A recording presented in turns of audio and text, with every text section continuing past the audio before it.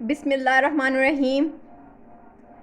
अच्छा, नेक्स्ट है हमारा लेवल ऑर्गेनेली और सेल लेवल। अच्छा, ऑर्गेनेली किसे कहते हैं? डिफरेंट हमने लास्ट पे टॉपिक पढ़ा था मॉलिक्यूल्स, बायोमॉलिक्यूल्स। ऐसे के मॉलिक्यूल्स जो इकट्ठे मिलके 16 मॉलिक्यूल्स ऐसे थे जो इकट्ठे मिलके हमारा बॉडी मास बनाते थे, यही पढ़ा था। वो जब मॉलिक्यूल्स कंबाइन टुगेदर हो जाते हैं, एक दूसरे के साथ कंबाइन हो जुड़ जाते हैं, तो वो क्या बनाते हैं? वो ऑर्गेनेलीज बनाते हैं। ठीक हो गया, समझ लग गई है। हम पढ़ते हैं अब biomolecules assemble in a particular way, एक ख़ास तरतीब से, एक ख़ास वे से एक दूसरे के साथ असेंबल हो जाते हैं, कंबाइन हो जाते हैं। इसको हम कंबाइन भी इसके सिनोनिम्स में आता है। एंड फॉर्म ऑर्गेनेलीज, और वो ऑर्गेनेलीज बनाते हैं। जब इकट्ठे मिल जाते हैं तो वो उनको ऑर्गेनेलीज कहते हैं।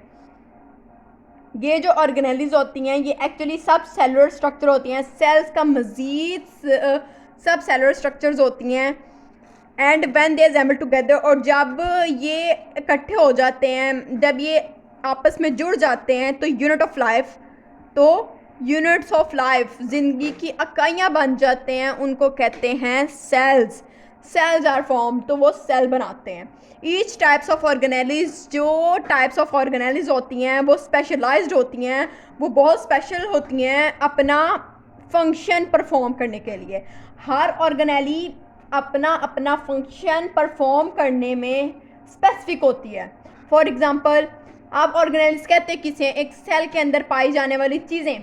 सेल के अंदर माइटोकॉन्ड्रिया होता है, गोल्जी अपरेटस होते हैं, राइबोसोम्स होती हैं, एंडोप्लाज्मिक रेटिकुलम होता है, न्यूक्लियस होता है। ये सारी की सारी ये ऑर्गेनेलीज होती हैं जो कि एक सेल के अंदर पाई जाती हैं, सेल की मुख्तलिफ चीज़ें।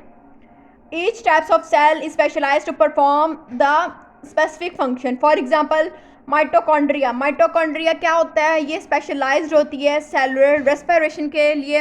अब देखें माइटोकॉन्ड्रिया किस लिए हम स्पेशलाइज्ड होती है, किस लिए काम करती है?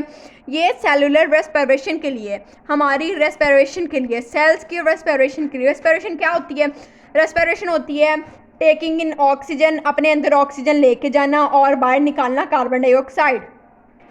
कार्बन डाइऑक्साइड का बाहर निकल जाना, ये रेस्पिरेशन कहलाती है। और राइबोसोम्स क्या होते हैं? राइबोसोम्स भी क्या है? ऑर्गेनेली है। बच्चों, राइबोसोम्स ये स्पेशलाइज्ड होते हैं प्रोटीन बनाने में। राइबोसोम्स का क्या फंक्शन है? प्रोटीन बनाना। और माइटोकॉन्ड्रिया का क्या फंक्शन है? सेलुलर रेस्पिरेशन करना। ठीक हो गया?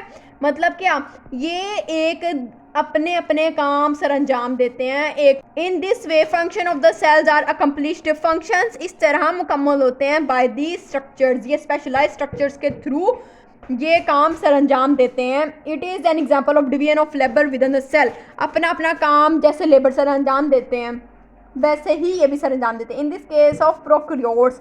अच्छा, अगर हम प्रोकैरियोट्स देखें, प्रोकैरियोट्स का क्या मतलब होता है? प्रो मीन्स बिफोर और कैरियो मीन्स न्यूक्लियस। ऐसे ऑर्गेनिजम्स जो कि जिसके अंदर न्यूक्लियस पाया नहीं जाता।